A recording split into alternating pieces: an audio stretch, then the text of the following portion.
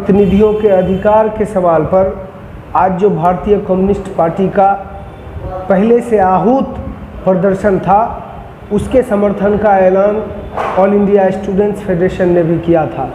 निश्चित तौर पर कम्युनिस्ट पार्टी के ऐलान के बाद और बेगूसराय की पार्टी के द्वारा मुख्यमंत्री और केंद्र सरकार को लिखने के बाद सरकार का यूं टर्न लेना निश्चित तौर पर यह संघर्षों की जीत है।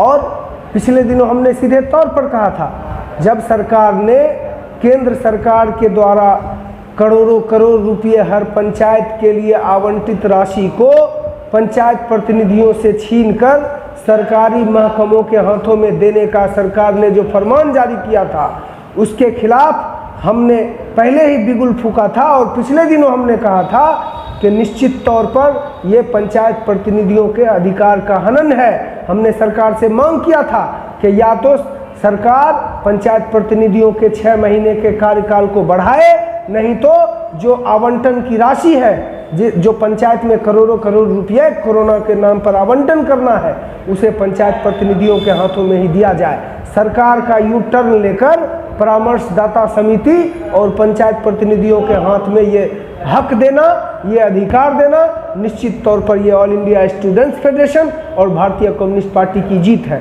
आगे भी हम लोग पंचायत प्रतिनिधि, इस देश के लोकतंत्र, इस देश के पंचायती राज व्यवस्था, इस देश के विधायिकी पावर, इस देश का संसदीय पावर के समर्थन में हम लोग हमेशा लड़ते रहेंगे।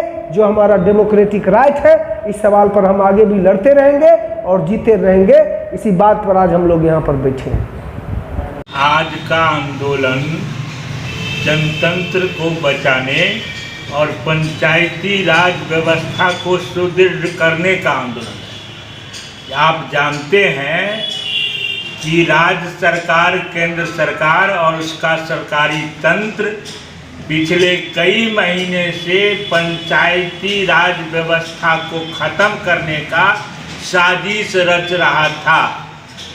उसी साजिश के तहत समय पर चुनाव नहीं करवाए गए। ईवीएम और बैलेट पेपर की कौन आगे होगा पीछे होगा, केंद्र राज्य की लूरा कुश्ती में समय को गंवा दिया गया। और फिर जब मार्च में 15वीं वित्त आयोग की राशि, जिससे कोरोना महामारी में लड़ना था, जंग करना था, किसान मजदूरों को रोजी और रोजगार देना था, मास्क और सैनिटाइजर सबों को पहुंचाना था, उस राशि को वितरित नहीं हो पंचायती व्यवस्था के तहत सरकार और सरकारी तंत्र ने तरह तरह का तिकरमबाजी किया। और उस तिकरमबाजी के परिणाम स्वरूप आज भी 15वीं वित्त आयोग की राशि 20% भी खर्च नहीं हुए हैं। और अभी फिर उसके बाद सरकारी तंत्र प्रयास में थे कि पंचायत की अवधि खत्म हो जाने के बाद पूरी अधिकार सरकारी तंत्र अपने हाथ में ले ले।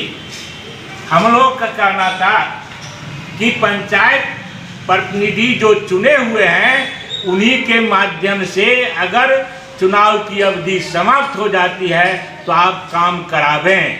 हमको खुशी है कि हम लोगों के लगातार आवाज़ उठाने, मांगों को रखने से सरकार ने सोचने का काम किया और इस तरह का अमेंडमेंट लाया, अध्यादेश लाया, जिसमें पंचायत प्रतिनिधि ही प्रधान रहेंगे। ग्राम पंचायत का मुखिया प्रधान होगा, पंचायत समिति का प्रमुख प्रधान होगा, जिला परिषद के अध्यक्ष प्रधान होंगे और इनके नेतृत्व में जो चुनी प्रतिनिधि हैं, उनकी कमेटी परामर्श समिति के रूप में काम करेगी और आगे जो भी कार्यक्रम पंचायती राज व्यवस्था का था, उसको यही परामर्श कमेटी चलाएगी।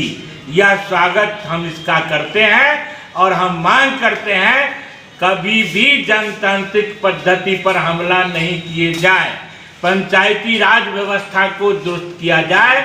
और अब जो राशि आगे खर्च होने हैं, इस कमेटी के माध्यम से हम जनप्रतिनिधियों से भी आग्रह करेंगे। बड़ा भारी संघर्ष है गांव के किसान मजदूरों का, अभी किसानों का आंदोलन चल रहा है।